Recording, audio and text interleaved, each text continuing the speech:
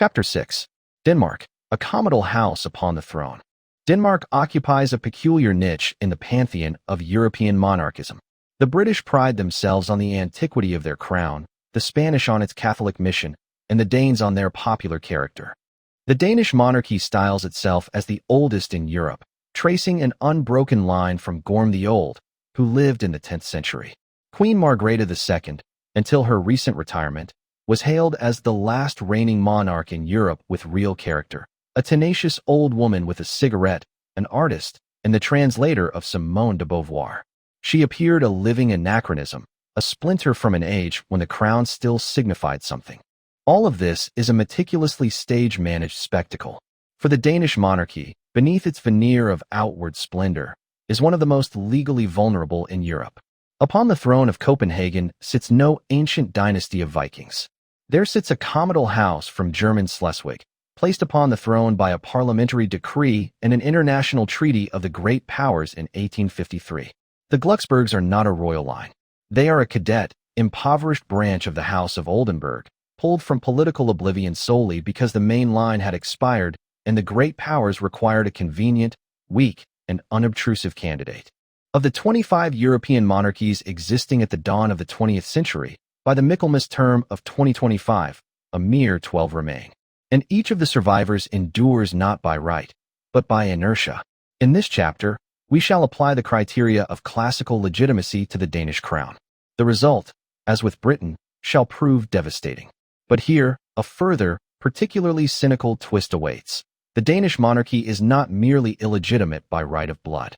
It has, by its own hand, through a series of constitutional reforms and acts of parliament, repeatedly confirmed itself to be not a sovereign institution, but a department of state, existing by the grace of the Folketing. 6.1. The Glucksbergs, not kings, but counts from Schleswig. Let us begin with the simplest and most devastating fact, one which Danish royal propaganda prefers to skirt. The dynasty ruling Denmark since 1863 is not an ancient royal house. It is a comital house, the House of Schleswig-Holstein-Sonderburg-Glucksberg. The name resonates grandly to the uninitiated ear, but in the table of ranks of the German principalities, this was not even of the second or third order. It was a cadet branch of a cadet branch, severed from the main trunk of the Oldenburg tree as far back as the 16th century. The founder of the line, Duke Hans the Younger, received the minuscule duchy of Sonderburg as his uppunnage. His descendants proceeded to partition these already microscopic holdings among their sons, spawning dozens of dwarf duchies, whose holders bore pompous titles but possessed neither power, nor wealth, nor political weight. By the dawn of the 19th century, the Glucksbergs were merely one such family among many impoverished German aristocrats whose state consisted of a castle, a few villages, and a mountain of debts. The future King Christian IX himself, the progenitor of the dynasty, was raised in conditions that were, for a royal personage, frankly destitute. He served in the Danish army on a modest salary and possessed no prospects whatsoever for the throne. His sole card was that he spoke Danish and had been educated at the Danish court, yet by blood he remained a German, a pure, unalloyed German from Schleswig. To comprehend the full depth of the absurdity, one need only examine the financial standing of this future progenitor of Europe's monarchs. Christian of Glucksberg grew up in a castle that more resembled a half-abandoned barracks. His annual income amounted to a sum upon which a respectable British duke could not have maintained even his stables.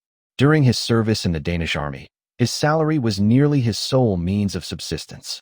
In the fashionable circles of Copenhagen, he was known as the pauper prince, upon whom no one placed a wager. His first engagement was broken off precisely for financial reasons. The bride's family considered him too poor. This is not the biography of a future dynastic founder. It is the biography of a provincial officer whom fate, more precisely, the London Conference of the Great Powers, destined for the role of an extra, suddenly thrust into the leading part. A king upon whom less was spent than on heating the royal palace. This is a splendid metaphor for the Danish crown. Its value was, from the outset, beneath the market rate. In classical dynastic law, blood carries weight. A count cannot become a king simply because Parliament so desires. A king must be born a king. He must descend from a line that has ruled that land for centuries. The Glucksbergs did not rule Denmark for centuries. They were strangers. They were invited. They were appointed. They were crowned. And this distinction between birth and appointment constitutes the fundamental fissure in the foundation of Danish legitimacy. 6.2. The London Protocol of 1852, how the great powers appointed Denmark a king. Let us now turn to the document that formally legitimized this substitution, the London Protocol of May 8, 1852. By the mid-19th century, the Danish kingdom confronted a dynastic crisis threatening to escalate into an international war. King Frederick VII was childless. His sole uncle, Prince Ferdinand, was likewise childless and aged. The main line of the House of Oldenburg, which had ruled Denmark since 1448, was visibly extinguishing. The problem was compounded by the fact that the King of Denmark was simultaneously Duke of Schleswig and Holstein, territories populated predominantly by Germans and belonging to the German Confederation. In Schleswig-Holstein, Salic law prevailed, forbidding succession through the female line. In Denmark, however, the succession law permitted the crown to pass agnatically through a woman. This created a legal fork. Were the Danish crown to pass to an heir through the female line, Schleswig and Holstein would devolve to another claimant, the Duke of Augustenburg, an ardent German nationalist. This would signify the dismemberment of the Danish kingdom, the loss of a third of its territory, and a strategic nightmare for the great powers, particularly for Britain and Russia, who desired no Prussian aggrandizement through control of the Danish Straits. At this juncture, the great powers entered the game. Austria, Great Britain, Prussia, Russia, France, and also Sweden-Norway signed the London Protocol, which decided the fate of the Danish crown. They simply selected an heir. That heir turned out to be Prince Christian of Glucksburg, a man whose claims to the throne were so dubious that they required reinforcement by an international treaty and the renunciation of rights by all other claimants. Take heed of this unprecedented act. Foreign powers assembled in London and decided who would rule Denmark. Not the Danish people, not the Danish parliament, not the ancient dynastic law, merely the concert of the great powers, for whom the Danish throne was a pawn in a geopolitical game. On July 31, 1853, King Frederick VII of Denmark signed a royal ordinance securing the succession for Christian of Glucksburg and his male descendants. But this ordinance was no act of the monarch's sovereign will. It was the execution of the London Protocol. Frederick VII did not choose his heir. One was appointed for him. From the standpoint of classical dynastic law, this constitutes an absolute, flagrant illegitimacy. A crown cannot be transferred by international treaty. A crown cannot be adjudicated by a conference of the great powers. A crown passes by blood, by right of birth, by dynastic continuity. All else is usurpation, however elegantly it may be legally framed. Christian IX became king not because he possessed the right. He became king because it was so decided in London, Vienna, Berlin, St. Petersburg, and Paris. And when Frederick VII died in November 1863, Christian ascended the throne to the accompaniment of the Second Schleswig War, in which Denmark was ignominiously defeated by Prussia and Austria and lost the very duchies for whose preservation this entire dynastic scheme had been concocted. A splendid irony. The great powers appointed Christian king to preserve the integrity of the Danish kingdom. And a decade later, Denmark lost 2/5 of its territory and 1/3 of its population. Christian IX became king over a truncated rump of a country. And this rump he bequeathed to his descendants, who occupy the throne to this very day. 6.3. Parliament created the monarch. This is no monarchy. The London Protocol of 1852 and the Royal Ordinance of 1853 laid the foundation for the illegitimacy of the Glucksburgs. But the Danish monarchy did not rest upon its laurels. In the 20th and 21st centuries, it has methodically, step by step, transformed itself into a pure fiction, a department of state, existing solely by the will of Parliament. The Act of Succession of 1953. King Frederick IX had 3 daughters and not a single son. Under the law then in force, the throne was to pass to his younger brother, Prince Knud. But the Danish Parliament decided otherwise. In 1953, a referendum was held, approving a change to the law of succession. Henceforth, women could inherit the throne should the monarch have no sons. At first glance, this appears a triumph of progress and gender equality. From the standpoint of dynastic law, it is a catastrophe. Parliament possesses no right to alter the rules of succession. These rules exist independently of the will of legislators. They are rooted in blood, in tradition, in centuries. When the Folketing votes to place the king's daughter upon the throne in lieu of his brother, it arrogates to itself a right that never belonged to it.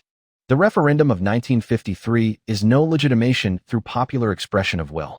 It is an acknowledgement that the Danish crown is not a divine institution but a state office, the terms of whose occupancy are determined by the electorate. If 40% of the electorate can decide who shall be the next monarch, then the monarchy no longer exists. There exists an elective office with a hereditary facade. The referendum of 2009. The Danish parliament went further still. In 2009, a new referendum was held, introducing absolute primogeniture. Henceforth, the monarch's firstborn child inherits the throne regardless of sex. Men and women have been equalized in their rights to the crown. The reader attentive to juridical detail may inquire, what of the will of the king himself? Formally, is it not the monarch who signs the laws, including amendments to the Constitution? Could not Frederick IX in 1953 or Margrethe II in 2009 have simply refused? The answer is straightforward, they could not. And not because they did not wish to, but because Danish constitutional practice precludes the royal veto. The monarch is obliged to sign any law passed by the Folketing. Their signature is not an act of sovereign will, but the stamp of a notary, certifying another's decision. Imagine a King Louis XIV, to whom the Parliament of Paris prescribes a change in the order of succession to the French throne. The very thought is sacrilege. Yet in Denmark, this occurs as a matter of routine. The Queen, the chain-smoking translator of Simone de Beauvoir and modernist painter, understood her place in this system perfectly. Her signature beneath the Act of 2009 is not, "I consent." It is, "I obey."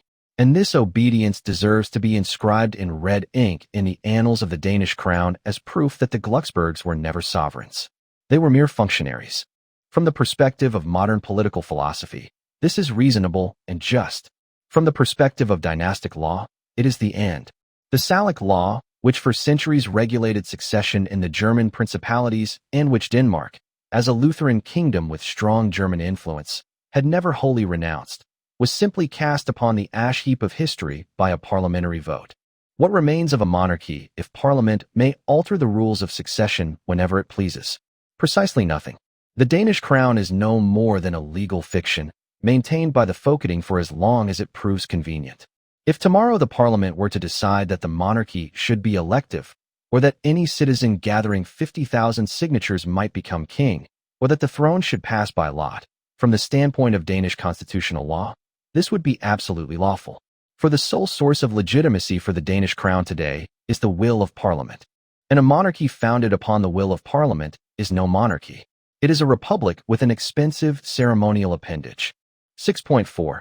Crown Princess Mary, the Australian Cinderella from the bar. The story of Crown Prince Frederick's acquaintance with Mary Elizabeth Donaldson is no fairy tale of Cinderella, as the Danish monarchists are wont to present it. It is the story of how the heir to an ancient, albeit illegitimate, crown chose his wife in a bar during the Olympic Games, guided not by dynastic considerations, but by animal instinct. Mary Donaldson was born in 1972 in Hobart, on the island of Tasmania, to a professor of mathematics and a secretary. She grew up in Australia, earned a diploma in commerce and law, and worked in an advertising agency.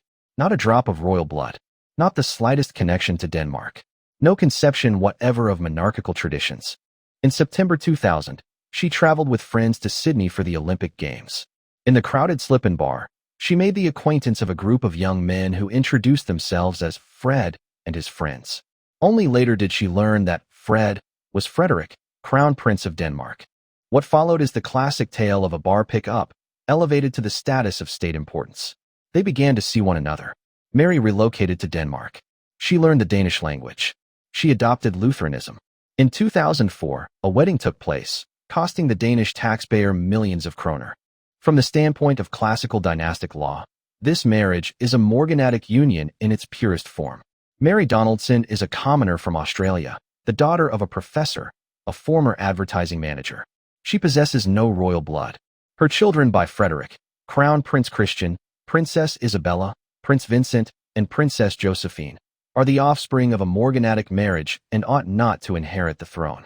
But the Danish monarchy, created by Parliament in 1853 and possessing no formal concept of morganatic marriage, simply ignored this. The Folketing approved the union. Queen Margrethe gave her consent. Everyone affected not to notice the problem. Here lies the irony of the situation. The woman whom the heir to the throne picked up in a Sydney bar is now Queen of Denmark, following Margrethe's abdication in 2024. She represents Denmark at international engagements. Her portraits hang in state institutions. Her son shall become the next king. A double standard, Mary as the ideal crown princess. The Danish press and the royal court have for decades cultivated the image of Mary as the ideal crown princess. She learned the Danish language in record time. She is actively engaged in charitable work. She dresses impeccably.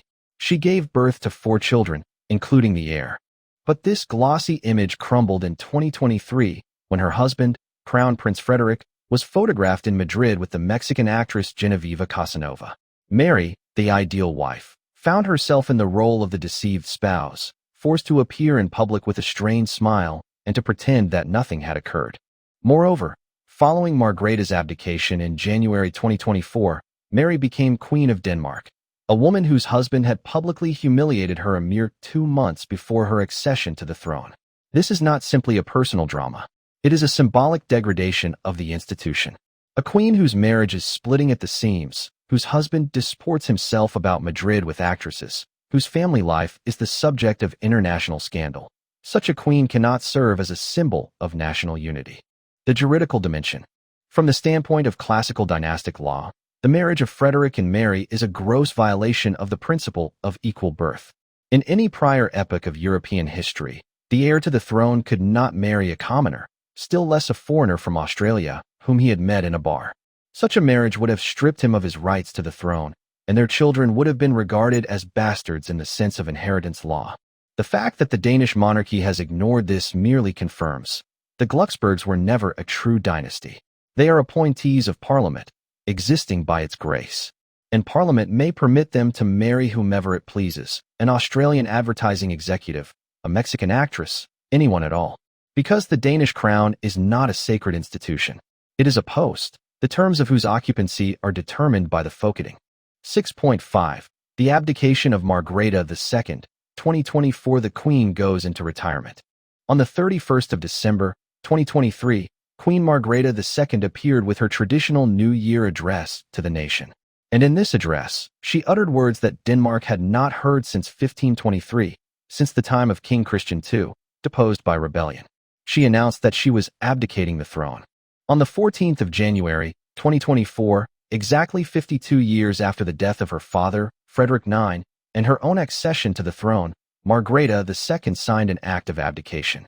Her son, Crown Prince Frederick, became King Frederick X. The Danish crown passed from hand to hand during the lifetime of the preceding monarch. To the modern common observer, this seems normal. The Queen is old. She is 83 years of age. She suffers from back trouble. She wishes to rest. Why not? Because, in classical dynastic law, abdication is not provided for. We have already spoken of this in the chapter on Britain, but in the Danish context, it resonates even more destructively. A king cannot go into retirement. A king cannot hand over the affairs to a successor.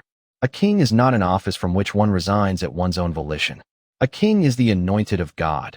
Even in Lutheran Denmark, where the king is head of the church, the living incarnation of the state, a link in a chain extending into the past and the future. Severing this chain by personal desire is an act of negation of the very essence of monarchy. Take heed of the juridical construction of the Danish abdication. Margrethe II did not simply abdicate. She did so in accordance with the Act of Succession, the very law adopted by Parliament in 1953 and amended in 2009.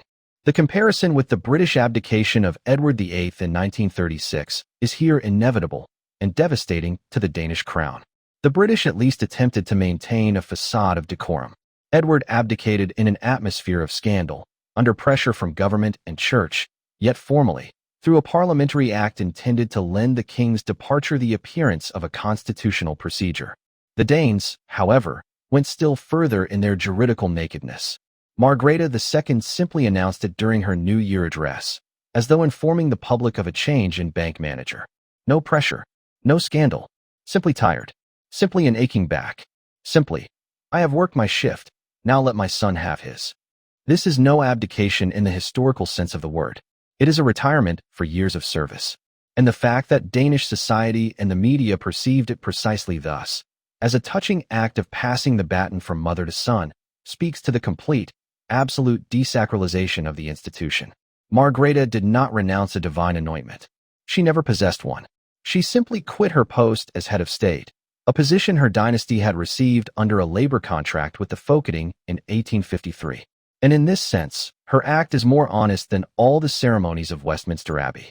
The Danes, at least, do not pretend that their queen is the anointed of God. They know her to be a pensioned-off state employee. The Danish constitution directly provides for the possibility of abdication because the act of succession holds the status of constitutional law. This means that the queen's right to abdicate is a right granted to her by Parliament. Parliament permitted her to depart. Parliament determined the procedure. Parliament confirmed the successor. What is this, if not an acknowledgement that the Queen is the servant of Parliament? That her authority, however ceremonial it may be, flows not from God, not from history, not from blood, but from the will of the legislators assembled in Christiansborg? Margrethe II reigned for 52 years. She was the longest reigning monarch in Danish history. She was respected, admired, held to be a symbol of the nation. But in the final act of her reign, she did that which definitively shattered the myth of the Danish monarchy as an ancient, immutable institution. She demonstrated that the crown is simply a job, and one may retire from a job. 6.6. Moral decay. The scandal of Frederick and the Mexican actress. Juridical illegitimacy forms the foundation. But the edifice of the Danish monarchy rots not only at its base. It rots also on the upper floors, in the chambers of the heirs to the throne, in their private lives, in their moral character. In October 2023, a mere 2 months before Margrethe II announced her abdication, the Spanish magazine Lecturas published a series of photographs. They captured the then Crown Prince Frederick, heir to the Danish throne, walking through Madrid in the company of the Mexican actress and socialite Genevieve Casanova. They had visited an art exhibition, dined at a restaurant, and attended a flamenco performance. Frederick was seen entering her apartment and emerging in a fresh shirt. All of this transpired without the knowledge of his wife, Crown Princess Mary, who was at that moment in Denmark. The photographs provoked an international scandal. Casanova issued a statement categorically denying any romantic relationship with the heir to the Danish throne. The Danish royal court, following the finest British traditions, declined to comment on rumors and insinuations. Frederick and Mary appeared together in public, hand in hand, projecting unity. And then, less than 2 months later, Margrethe II announced her abdication. A coincidence? Possibly. Yet too many observers, not merely from the tabloid press, but serious royal commentators, discerned a direct connection. The theory advanced by a number of experts, including Phil Dampier of The Telegraph, holds that Margrethe abdicated in order to save her son's marriage and preserve the popularity of the monarchy. By making Frederick and Mary king and queen, she shackled them with a new responsibility. The divorce of a king and queen is a constitutional crisis. The divorce of a crown prince and crown princess is merely a scandal. Elevating their status was meant to compel them to pull themselves together and preserve the marriage at all costs. Whether this is true or not, we shall likely never know. Margrethe maintained that the decision to abdicate had been taken following her back surgery in February 2023, long before the Madrid photographs.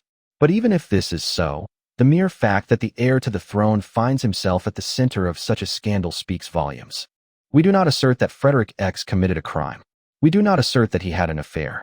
We merely state the fact. The heir to the Danish throne was photographed in the company of an unrelated woman under circumstances that any reasonable person would deem compromising. And this occurred at a moment when he was married, had 4 children, and was preparing to become king. The Madrid photographs are not merely a private episode. They are a symptom of the systemic disease that has afflicted the European dynasties in an age when royal blood has ceased to be a guarantee of any dignity whatsoever. What Frederick permitted himself in Madrid is precisely the same as what his second cousin Charles permitted himself as Prince of Wales, the conversations with Camilla concerning tampons. What Prince Andrew permitted himself, his friendship with Epstein. What Juan Carlos permitted himself in Spain, mistresses and elephant hunts. But in the case of the Danish court, there is a particular cynicism. The Danish monarchy has for decades built its brand upon the image of modesty and closeness to the people. Frederick and Mary were positioned as the ideal family. He the shy prince who found himself through sport and the army. She, the Australian Cinderella who mastered the Danish language and captured the hearts of her subjects. And then it suddenly emerges that the ideal prince, in his free time from state duties, strolls about Madrid with a Mexican actress, enters her apartment, changes his shirt, and returns to the hotel where his security detail awaits. All this, behind the back of his wife, who has remained at home with their children. The royal court declined to comment on rumors. But silence, in this instance, is the loudest form of confession. Had the photographs been a fabrication, had the encounter been innocent, a denial would have followed within the hour. Instead, we witnessed classic crisis management. The Queen Mother announces her abdication, the couple steps out before the public with strained smiles, and everyone affects to notice nothing. The Danish monarchy, which prides itself so on its transparency and democratic spirit, responds to scandal in precisely the same manner as the supposedly backward Bourbons or Windsors, with lies, obfuscation, and the attempt to sweep the filth under the carpet. And that carpet is now so saturated with grime that it shall shortly begin to stink across the whole of Scandinavia. Classical monarchy demanded irreproachable conduct of its members. The king was obliged to be a paragon of virtue. His private life was a matter of public domain, and any deviation from the moral norm was regarded as an undermining of the legitimacy of the entire institution. Today we behold the inverse. We behold heirs to the throne whose escapades are hushed up, whose scandals are swept beneath the rug, whose marriages are splitting at the seams beneath the crosshairs of the paparazzi. The Danish monarchy cannot lay claim to moral authority. It can lay claim only to a PR budget and to the public's weariness of scandal. But weariness is not legitimacy. It is merely apathy. 6.7. Juridical conclusion. Parliament created the monarch. Let us draw the threads together. Let us apply to the Danish monarchy the same criteria we applied to the British one. Criterion status explanation. Blood grossly violated. The Glucksburg dynasty is not a royal house, but a cadet comital branch of the Oldenburg line from German Schleswig. Christian IX was not born a king. He was appointed.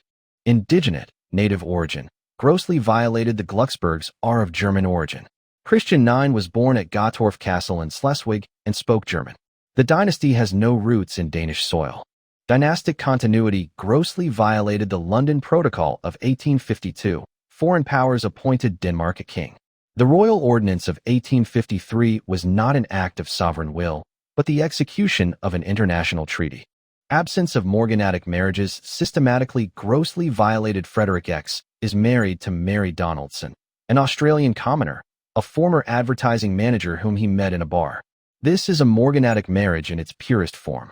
Their children, including the heir Christian, are the offspring of a morganatic union.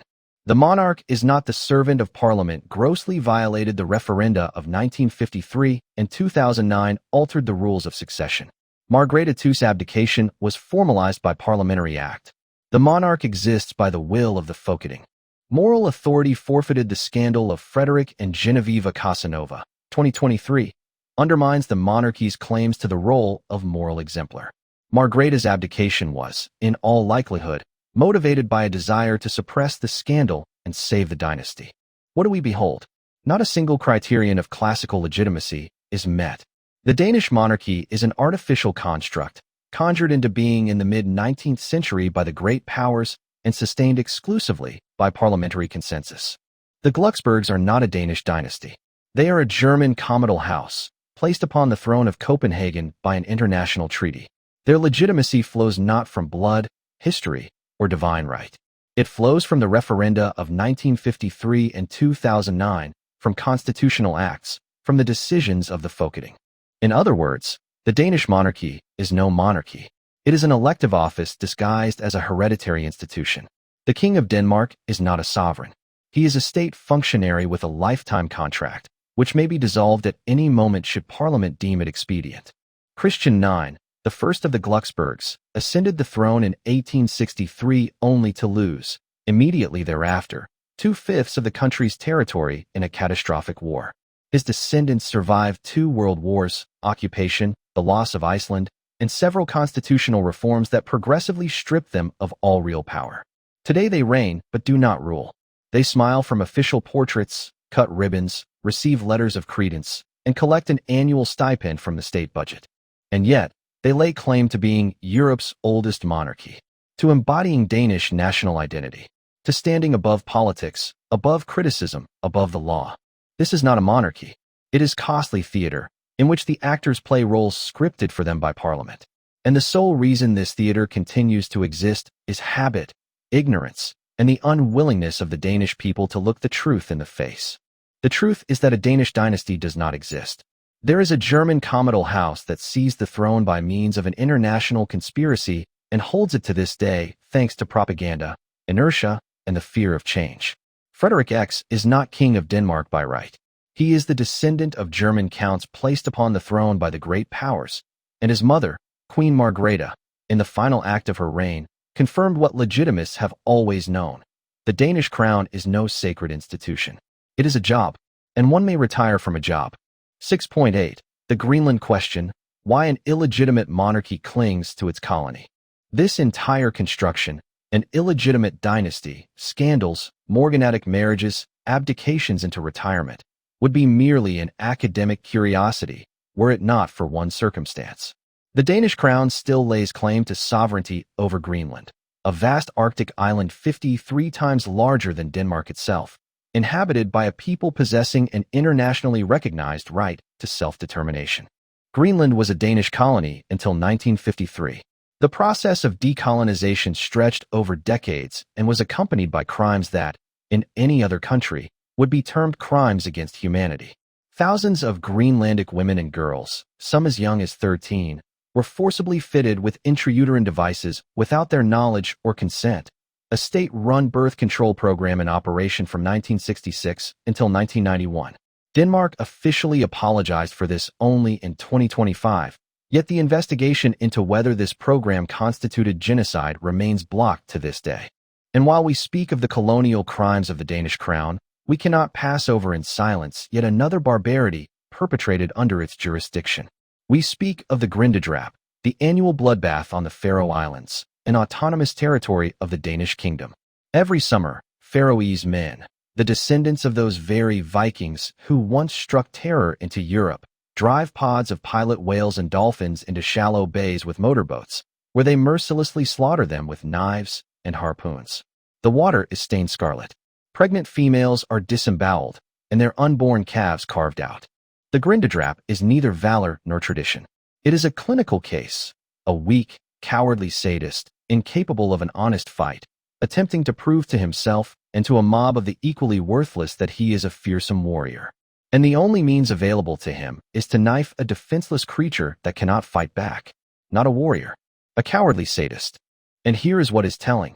Their Viking forebears likewise preferred to attack the defenseless. The historical truth about the Scandinavian warriors is inconvenient for the national myth. They were not valiant fighters seeking an equal foe.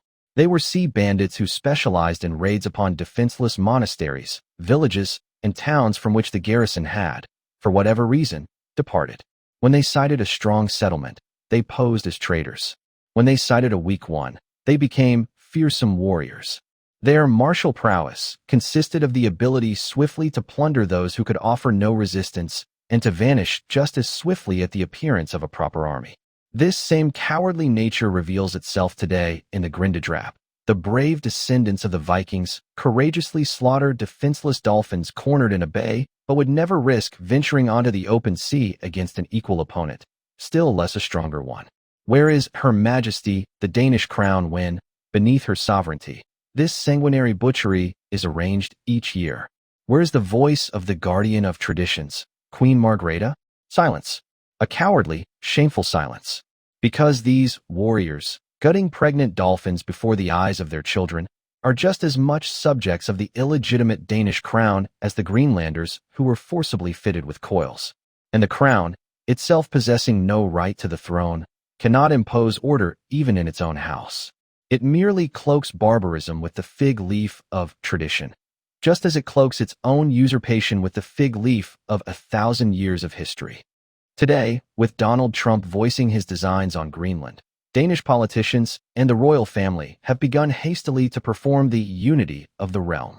Prime Minister Mette Frederiksen declares with grand pathos, "This is about the principle that borders must not be changed by force, that a unified people cannot be bought." But allow us to inquire, of what unified people does she speak? Of a people whose women were forcibly sterilized? Of a people who, in the 2009 referendum, voted by 75% to be recognized as a separate people with the right to self-determination? Or of a people whose lawful monarch is the descendant of German counts, placed upon the throne by the great powers in 1853? Greenlandic politicians of all parties are united on one point. We do not wish to be Americans. We do not wish to be Danes. We wish to be Greenlanders. Yet, as they are forced to balance between the American hammer and the Danish anvil, they are ruled by a dynasty that has no right to the throne in its own country. Frederick X is no descendant of Danish Konungur. He is the descendant of the German Count Christian IX, appointed by the London Protocol of 1852. His wife is an Australian commoner picked up in a bar during the Olympics. His mother retired on a pension, like a civil servant. His sister-in-law was, at a minimum, corresponding with Epstein.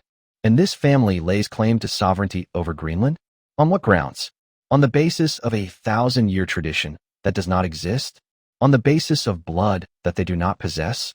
On the basis of a divine right they themselves desacralized through abdications and morganatic marriages? Greenland has a right to independence not because Trump desires it or does not, but because its suzerain is a juridical fiction. An illegitimate monarchy cannot serve as the foundation of sovereignty over another people.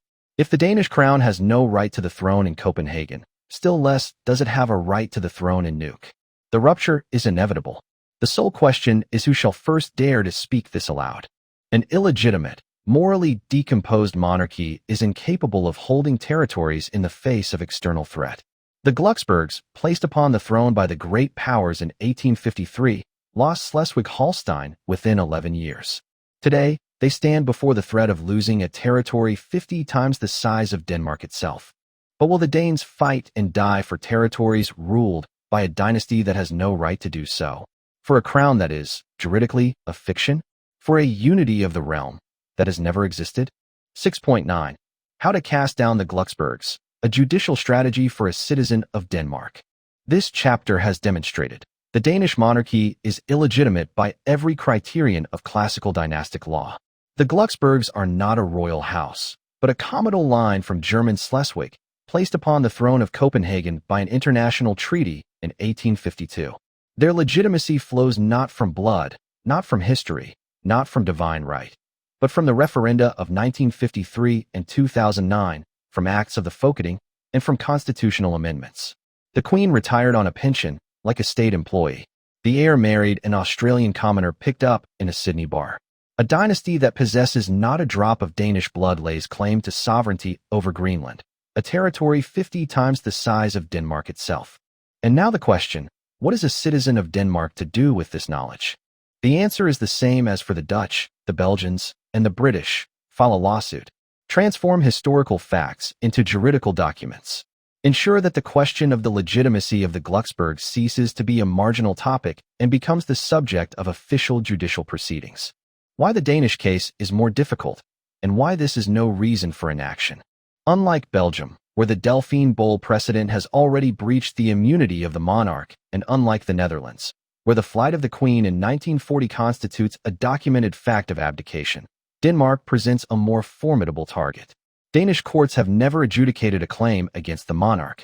The political culture of Denmark is consensual, averse to confrontation. Support for the monarchy remains high. Yet it is precisely for this reason that a lawsuit is necessary.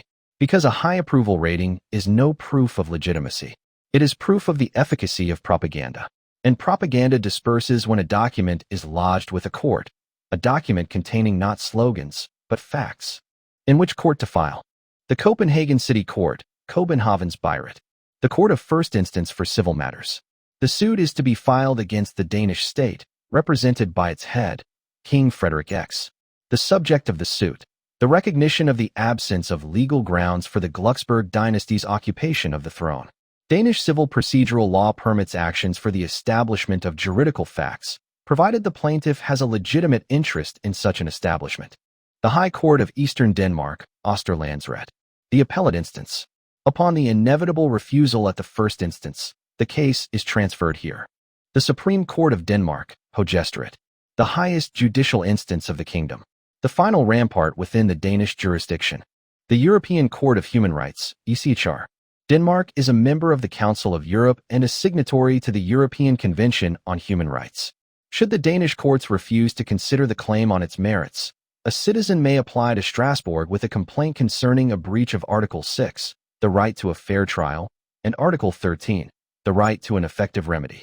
By refusing to consider the question of the monarch's legitimacy, the Danish courts deny the citizen access to justice on this matter, and this constitutes a direct violation of the convention. Who may be a plaintiff? The Danish taxpayer. Every Dane contributes a portion of their income to the budget from which the royal household is financed. The king's civil list amounts to millions of kroner annually. If the dynasty is illegitimate, these payments are made in favor of usurpers.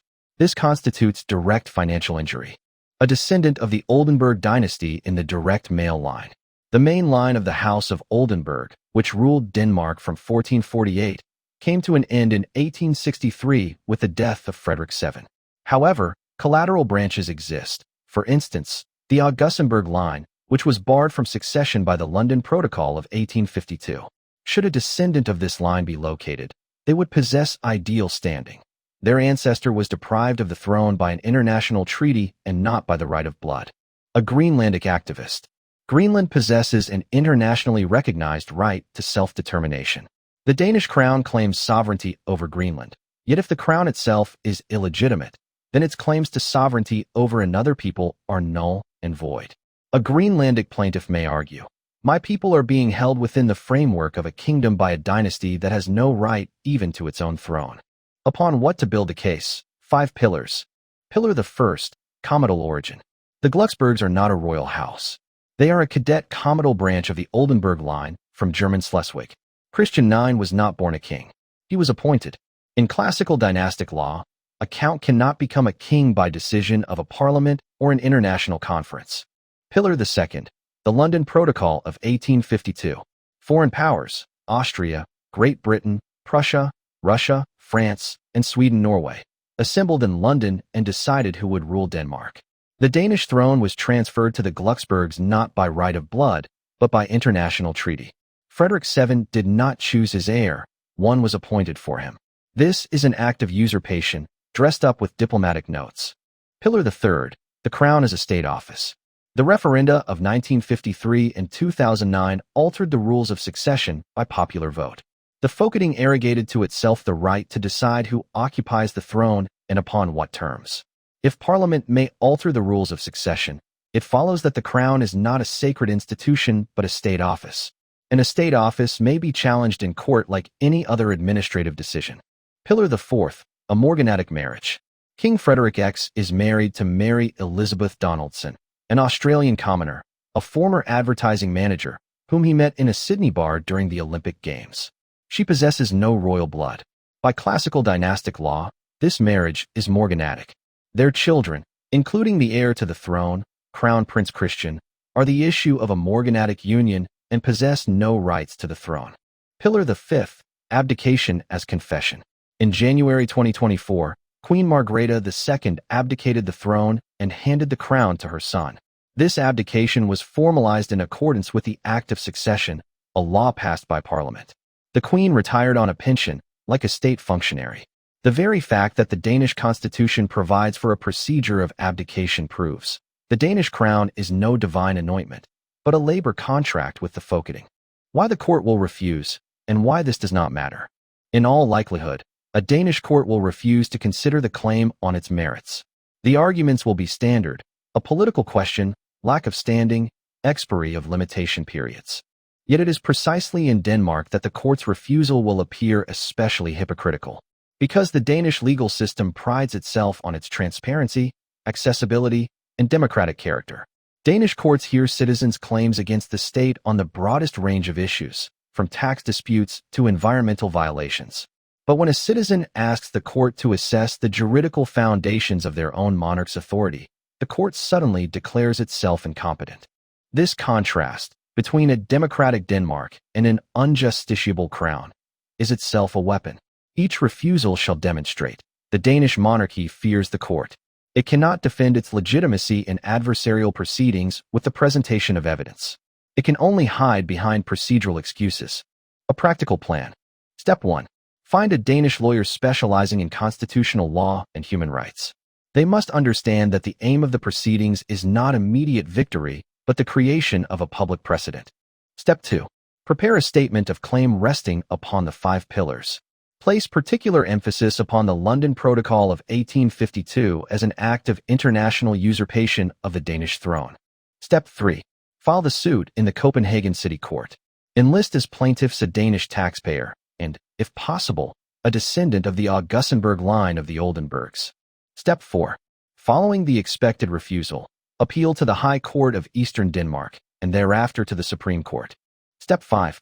Having exhausted all domestic remedies, apply to the European Court of Human Rights with a complaint concerning violations of Article 6 and Article 13 of the Convention. Step 6. Document each stage of the process. Issue press releases. Grant interviews. Employ every court hearing as a news peg. A special dimension, the Greenlandic action. The possibility of filing a suit on behalf of a Greenlandic plaintiff merits particular attention. Greenland possesses an internationally recognized right to self-determination. It conducted a referendum on self-government in 2009, in which 75% voted to be recognized as a distinct people. The Danish crown claims sovereignty over Greenland. But if the Danish crown is itself illegitimate, then its claims to sovereignty over Greenland are the claims of a usurper over another's territory. A Greenlandic plaintiff may argue, "My people are not obliged to submit to a dynasty that has no right even to its own throne in Copenhagen." Moreover, if one recalls the crimes of the Danish state against the Greenlandic people, the forced implantation of intrauterine devices into thousands of women, then the action acquires an additional dimension. An illegitimate dynasty implicated in crimes against humanity cannot lay claim to sovereignty over the people against whom those crimes were perpetrated. The fate of empires. The Glucksbergs were placed upon the throne by the great powers in 1853. 11 years later, they lost Schleswig-Holstein in a catastrophic war with Prussia. Today, they stand before the threat of losing Greenland, a territory 50 times the size of Denmark itself. Will the Danes die for lands ruled by a dynasty that has no right to do so? Will the Greenlanders recognize the sovereignty of a crown that is itself a juridical fiction? These questions shall, sooner or later, arise in their full stature. The task of the lawsuit is to ensure they arise sooner, before politicians and propagandists have time to prepare new excuses. The Danish monarchy is not a 1,000-year tradition. It is a century and a half of appointees, existing by the grace of Parliament. And the Parliament that created them may likewise abolish them. One need only begin the process.